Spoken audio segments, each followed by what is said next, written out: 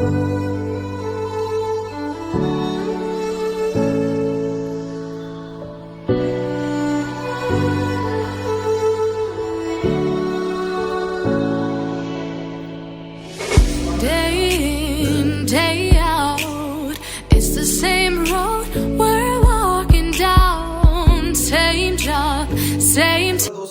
स्वागत है आपका फिर से एक नई वीडियो के साथ।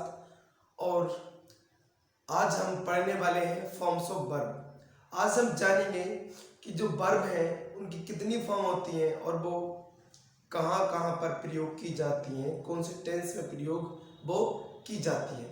बस आपको इस वीडियो को शुरू से लेकर लास्ट तक अवश्य देखना है और आपको इस वीडियो को अपने दोस्तों तक शेयर भी अवश्य कर देना है। और आप हमारे इस वीडियो को लाइक जरूर करें और हमें बताएं कि कमेंट बॉक्स में कि ये वीडियो हमारे आपको कैसी लगी। शुरू करते हैं फॉर्म्स ऑफ वर्ब। तो जैसे कि यहाँ आपको लिखा हुआ दिखाई दे रहा है कि हमें लिखा है कि वर्ब की कुल एक होती है वर्ब की जीरो फॉर्म और एक होती है वर्ब की फर्स्ट फॉर्म, एक होती है वर्ब की सेकंड फॉर्म और एक होती है वर्ब की थर्ड फॉर्म, एक होती है वर्ब की फोर्थ फॉर्म और एक होती है वर्ब की फिफ्थ फॉर्म। तो दोस्तों जैसे कि यहाँ लिखा है कि जो वर्ब है वो 6 टाइप की मैंने यहाँ लिखी है, यानी zero form, first form, second form, third form, fourth form और फिफ्थ फॉर्म। हालांकि आप सोच रहे होंगे कि किताबों में फर्स्ट, सेकंड, थर्ड और फोर्थ केवल 4 ही वर्ब की क्रिया की फॉर्म्स के बारे में बताया जाता है, लेकिन मैं आज आपको आपकी मदद के लिए इन दोनों को और बता देता हूँ। और फ्रेंड्स, यदि आप इस वीडियो को पूरे मन से देखते हैं और स्किप नहीं करते हैं तो मेरा मानना ऐसा है कि आपकी जो इंग्लिश को लेकर प्रॉब्लम है तो वो लगभग 20 से 30% अवश्य ही कम हो जाएंगी। तो बस आप इस वीडियो को ध्यान से देखें।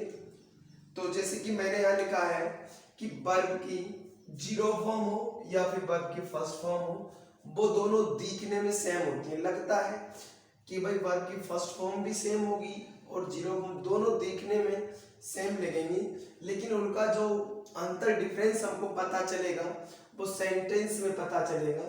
जैसे कि मैं आपको यहाँ एग्जांपल के थ्रू बताता हूँ। दे do not cook the food. They do not cook the food। और अगला एग्जांपल में, ये मैंने B0 का लिया है, मैं अगला एग्जांपल ले लेता हूँ, यानी कि they cook the food, they cook the food. तो जैसे कि दोस्तों यहाँ पर आपको दिखाई दे रहा है कि जो वर्ब है कुक, यहाँ पर भी कुक लिखा है और यहाँ पर भी कुक लिखा है, लेकिन दोनों जगह ये अपनी फर्स्ट फॉर्म में नहीं है, अपनी बेस फॉर्म में नहीं है। एक इनमें से जीरो फॉर्म में लिखी है और एक वर्ब की फर्स्ट फॉर्म मैंने लिखा है, क्योंकि वर्ब की जीरो फॉर्म और फर्स्ट फॉर्म दोनों दिखने में सेम होती हैं लेकिन उनका प्रयोग अलग होता है। जैसे कि ऊपर का एग्जांपल है they do not cook the food, इसमें ये वर्ब की जीरो फॉर्म है, और दे कुक द फूड इसमें जो कुक है वो वर्ब की फर्स्ट फॉर्म है। हमें कैसे पता चलेगा कि यहाँ पर जीरो फॉर्म है और वर्ब की फर्स्ट फॉर्म है? तो मैंने यहाँ लिखा है कि जब भी वर्ब की बेस फॉर्म हेल्पिंग वर्ब के साथ है, यानी मॉडल एक्सुलरीज के साथ है, जैसे कि दे डू नॉट, देखिए डू एक हेल्पिंग वर्ब है और जब डू आ गया हेल्पिंग वर्ब के साथ कुक आया तो अब ये वर्ब की फर्स्ट फॉर्म नहीं रही, अब वर्ब की जीरो फॉर्म हो गई। कौन सी फॉर्म हो गई? Zero form. तो आशा करता हूँ आपको समझ में आया होगा कि जब भी वाक्य में वर्ब की फर्स्ट फॉर्म हो लेकिन उस वाक्य में हेल्पिंग वर्ब भी आई हो तो वहां वो जो वर्ब होती जीरो फॉर्म में हो जाती है, ना कि अपनी फर्स्ट फॉर्म में।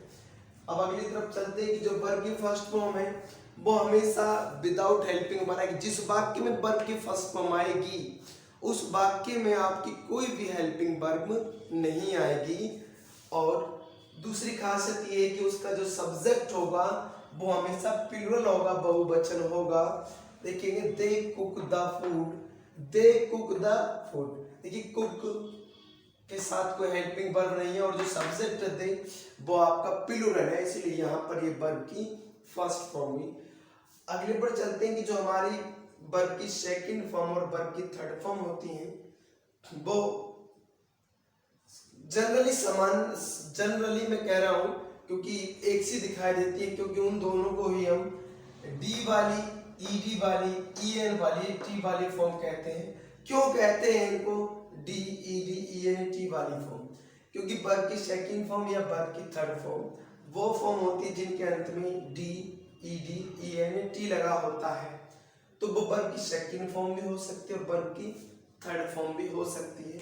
बस आपको याद रखना है कि जब भी ईडी वाली फॉर्म से ईएन वाली फॉर्म से के साथ हेल्पिंग वर्ब दी हो तो वो थर्ड फॉर्म कहलाएगी, और जब हेल्पिंग वर्ब ना दी हो तो वो आपकी फर्स्ट यानी सेकंड फॉर्म कहलाएगी। एग्जांपल से मैं क्लियर कर देता हूँ। They cooked the food, they cooked the food, और यहां पर मैं लिख देता हूं they have cooked the food, they have cooked the food. दोस्तों जैसे कि लिखा है कि जो वर्ब की सेकंड फॉर्म है वो विदाउट हेल्पिंग, अर्थात बिना हेल्पिंग वर्ब के आएगी, उस वाक्य में फिर हेल्पिंग वर्ब नहीं होगी। ये लिखा दे कुक्ड द फूड, यानी कि अब यहाँ कुक्ड ईडी वाली फॉर्म मैंने कहा था क्योंकि इनके अंदर में डी, ईडी, ईएन, टी, तो देखिए एक ईडी वाली फॉर्म यहाँ भी है, यहाँ भी है। तो पहले तो समझ लो कि ईडी वाली फॉर्म, डी वाली, ईएन, टी वाली फॉर्म या तो वो सेकंड फॉर्म हो सकती है या थर्ड फॉर्म हो सकती है, लेकिन उनमें भी हमको ये देखना होता है कि कौन सी सेकंड है और कौन सी थर्ड है। उसके लिए मैंने यहाँ बताया कि जो बिना हेल्पिंग वर्ब के वर्ब आएगी ईडी वाली वो सेकंड फॉर्म होगी, और जो हेल्पिंग वर्ब के साथ है वो थर्ड फॉर्म होगी। तो यहाँ भी तो ऐसा ही हुआ है, यहाँ पर कुक्ड सिंगुलर अकेला है, यहाँ पर किसी हेल्पिंग वर्ब के साथ नहीं है, लेकिन यहाँ पर है कुक्ड लिखा हुआ है, तो ये वर्ब की थर्ड फॉर्म हुई और ये वर्ब की सेकंड फॉर्म हुई। चलते हैं वर्ब की फोर्थ फॉर्म पर। यानी वर्ब की फोर्थ फॉर्म क्या होती है? यानी मेन वर्ब, यानी जो वर्ब की बेस फॉर्म है उसमें यदि आईएनजी जोड़ दिया जाता है तो वर्ब की फोर्थ फॉर्म होती है। आप आईएनजी वाली फॉर्म को V4 कह सकते हैं, और ये भी हेल्पिंग वर्ब के साथ आती है। बहुत आसान है, इसको तो कोई भी पहचान सकता है। They are cooking the food, they are cooking the food. और फ्रेंड्स लास्ट हमारी जो वर्ब है वो है V5।